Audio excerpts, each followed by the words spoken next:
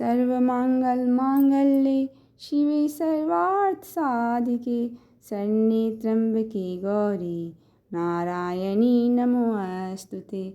माता ब्रह्मचारिणी आज नवरात्रा का दूसरा स्वरूप है। दद्धानाकरपद्भाभ्यम् अक्षमालाकमण्डलु देवी प्रसीदतु मयि ब्रह्मचारिण्यनुत्तमा। माता के एक हाथ में अक्षमाला है और दूसरे हाथ में कमंडल है। ऐसी उत्तम ब्रह्मचारिणी रूपा माँ दुर्गा हम सब पर आप कृपा कीजिए।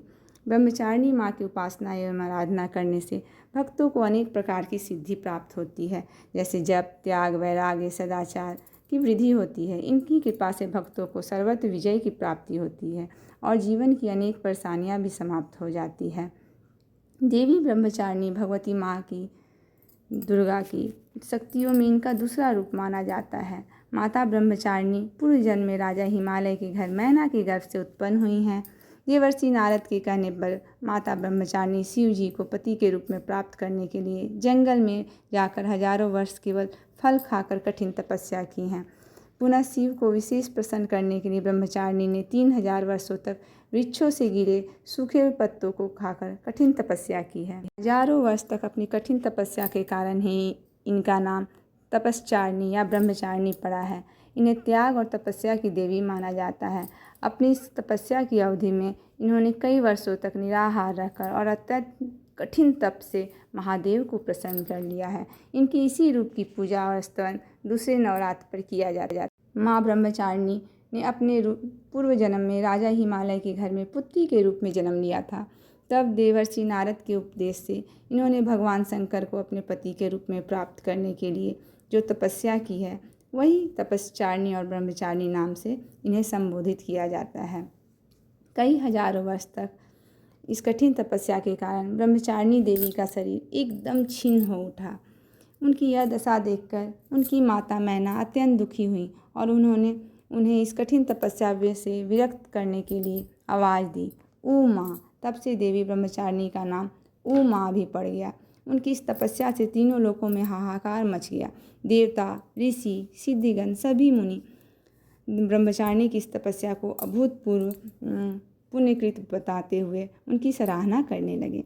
अंत में पितामह ब्रह्मा जी ने आकाशवाणी के द्वारा उन्हें संबोधित करते हुए प्रसन्न स्वर में कहा, देवी, आज तक ऐसी कठिन तपस्या किसी ने नहीं की जैसे तुमने की है। तुम्हारे इस कृत्य की चारों ओर सराहना हो रही है। तुम्हारी मनोकामना सर्वतोभावेन परिपूर्ण होगी। भगवान चंद्रमौली शिव जी तुम्हें पति के रूप में अवश्य प्राप्त होंगे। अब तुम इस तपस्या से विरक्त होकर घर लौट जाओ। शीघ्र ही तुम्हारे पिता तुम्हें बुलाने आ रहे हैं। इसके बाद तुम घर लौट जाओ। कुछ दिनों बाद ब्रह्मा के लेख में के अनुसार शिव जी और पार्वती जी का विवाह हो गया है। माँ ब्रह्मचारिणी को चीनी और मिश्री भी काफ़ी पसंद है, इसलिए माँ को भोग में चीनी, मिश्री और पंचामृत का भोग लगाते हैं। माँ ब्रह्मचारिणी को दूध और दूध से बने व्यंजन भी प्रिय होते हैं, इसलिए हम लोग उन्हें दूध से बने व्यंजनों का भी भोग लगा सकते हैं। इस भोग से देवी ब्रह्मचारिणी प्रसन्न हो जाएंगी। नवरात्रि का दूसरा दिन इन्हीं ब्रह्मचारिणी को समर्पित है, जो अपनी तपस्या के लिए जानी जाती हैं। माना जाता है कि वह अपने भक्तों को शक्ति, बुद्धि और ज्ञान का आशीर्वाद देती हैं। उनकी पूजा करने के लिए हम लोग सुबह ही उठ के स्नान करके घी का दिया जलाएं और फल और मिठाइयाँ भी चढ़ाते हैं।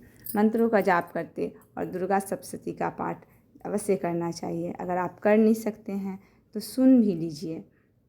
माँ दुर्गा जी का यह दूसरा रूप भक्तों और सिद्धों को अनंत फल देने वाला है। इनकी उपासना से मनुष्य में तप, त्याग, वैराग्य, सदाचार, संयम की वृद्धि होती है। जीवन के कठिन संघर्षों से भी जिसका मन कर्तव्य पथ से विचलित नहीं होता है, वह माँ ब्रह्मचारिणी देवी की आशीर्वाद का ही फल है। माँ ब्रह्मचारिणी देवी की कृपा से मनुष्य को सर्वत्र सिद्धि और विजय की प्राप्ति होती है। माँ दुर्गा के 9 स्वरूपों में से ये दूसरा स्वरूप है इनका। दूसरे दिन माँ की पूजा तपस्या का आचरण करने वाली होती हैं। इन्हें ब्रह्मचारिणी कहते ही हैं और तपस्चारिणी भी इसलिए कहते हैं कि इनका तपस्या से श्वेत वस्त्र में लिपटी हुई कन्या के रूप में इन्होंने जन्म लिया है।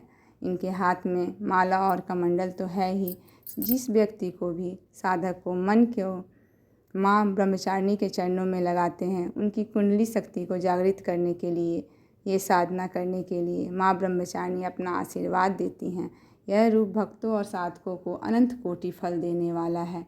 इनकी उपासना करने से मन सदाचार, तप, वैराग्य और दूसरों को प्रदान करने वाला हो जाता है। सर्वमंगल मांगल्ये शिवे सर्वार्थ साधिके शरण्ये त्र्यंबके गौरी नारायणी नमोस्तुते।